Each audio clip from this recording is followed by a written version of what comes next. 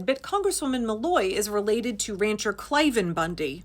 Sovereign citizen movement Mormon nut job Cliven Bundy and his son Ammon Bundy. Cliven Bundy, who had an armed standoff with law enforcement and the U.S. Bureau of Land Management because he owed years and years of unpaid grazing fees. But he felt like he and his cattle should be able to access our public land and use it for free. And his son Ammon Bundy, who similarly led the armed Malheur standoff. Wild how both of those wealthy white Mormon men came out of those situations just fine. Besides being a supporter of the frankly incredibly embarrassing sovereign citizens movement, Bundy has petitioned the support of the Oath Keepers, the White Mountain Militia, and the Praetorian Guard over the years. He also has made comments suggesting that African Americans were better off under slavery. Cliven Bundy doesn't believe that the federal government has jurisdiction anywhere, and he should be able to access federal public lands on which to graze his cattle, where they do significant damage to the ecosystem, without having to in any way, shape, or form compensate the American people whose land he is using without permission. So it is no surprise that his relative, Representative Maloy,